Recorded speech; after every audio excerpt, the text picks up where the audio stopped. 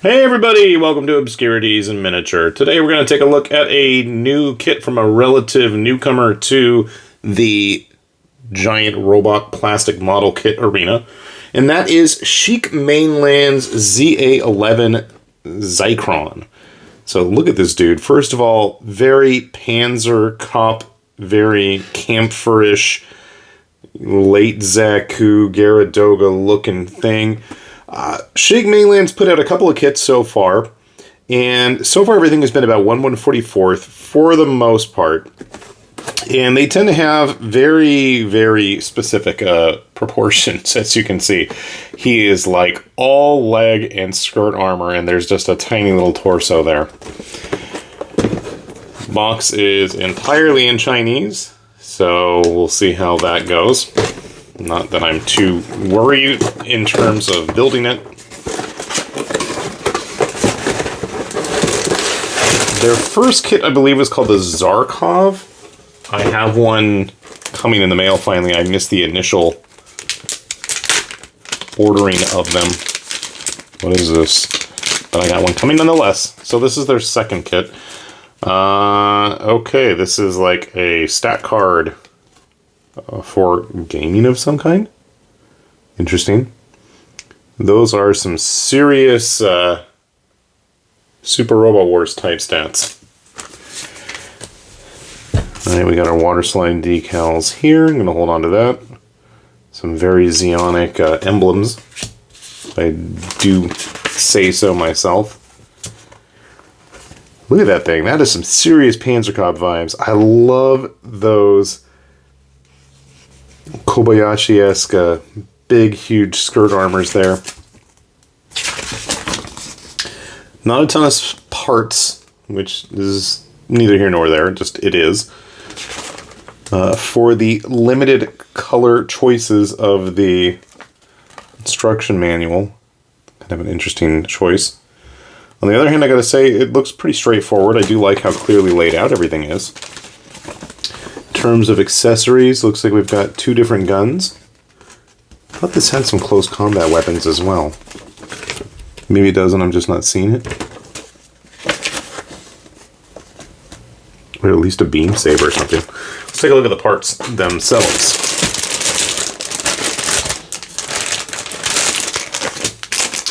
So this is an interesting choice, and I know I'd heard about this from others.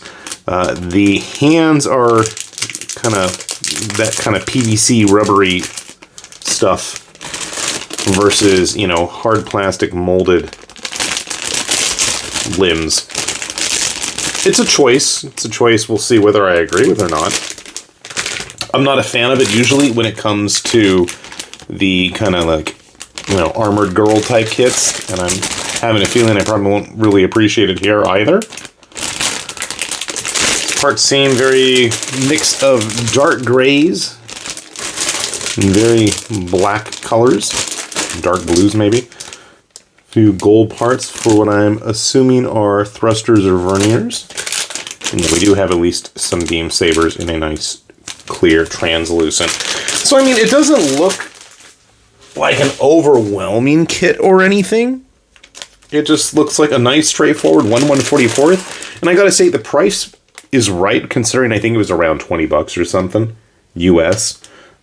Which I feel like in today's day and age, in 2025, at least when I'm filming this, I don't know when you're watching this in the future, obviously not in the past, but unless you're a time traveler, I would say that, you know, all things considered in this modern day and age, though, that's not a horrible price for a typical 1/144th kit, provided it does not have the typical like real grade or SNAA type inner frame at 1/144th scale, which, you know, for some people are really into. Personally, I could care less.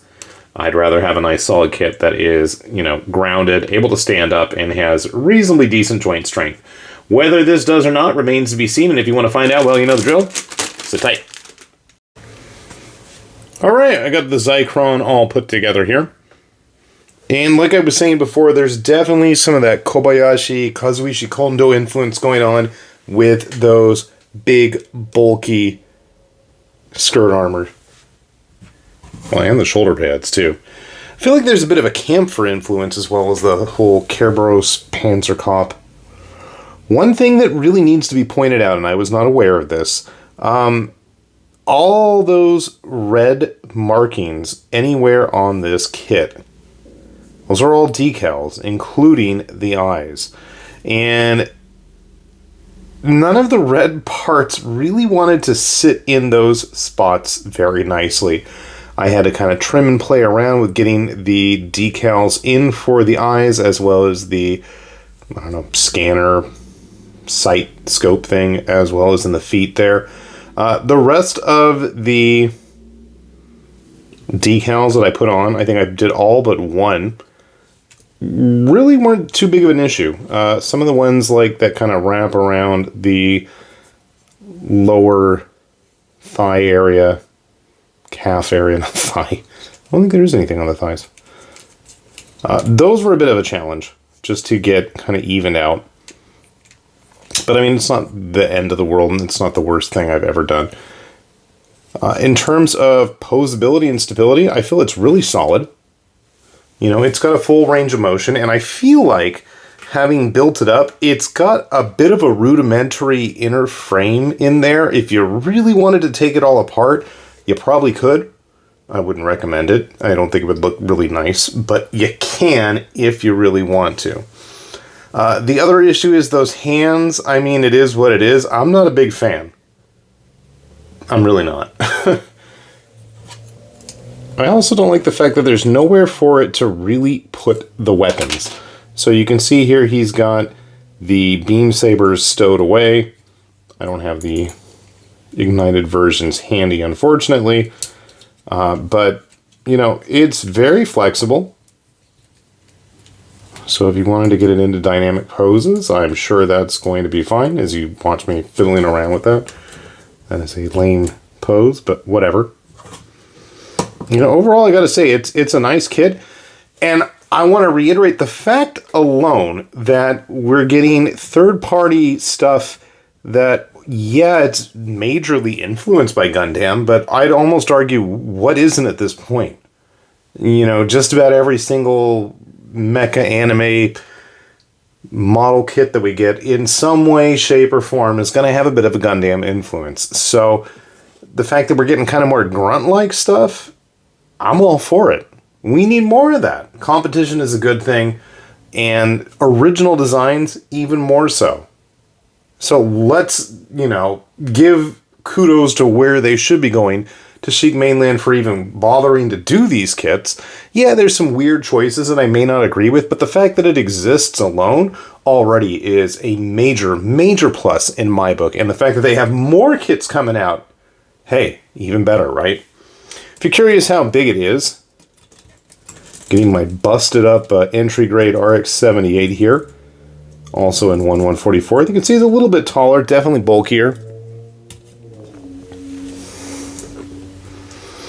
Surrounded by Gundams. And if you wanted to look at some of like the more interesting, wild, and varied third-party figures out there, grabbing a few. So the Manhunter kits from number 57, while technically they tend to be more 1/72nd scale when they are scaled, or with one of the 30-minute missions figures from Bandai, or one of the 30-minute fantasy nights. You know I'm going to get that dragon one when it comes out. Just keep your eyes peeled for that.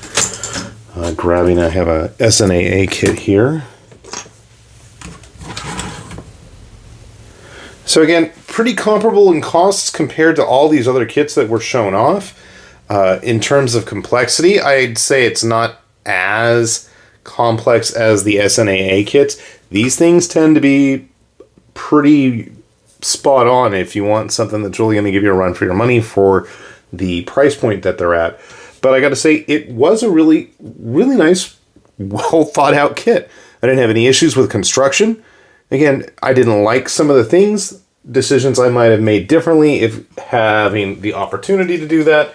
So all in all, you know, I'm glad to see this, and I'm glad to own it, and I'm glad to have it hopefully get posed up nice on my shelves with some other friends.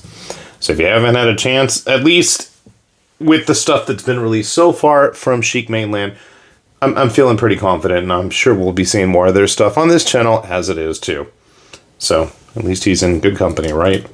Right. With that said then, this has been High Lord Tamberlane with Obscurities and Miniatures saying thanks for watching, and we'll see you back here soon. Bye-bye.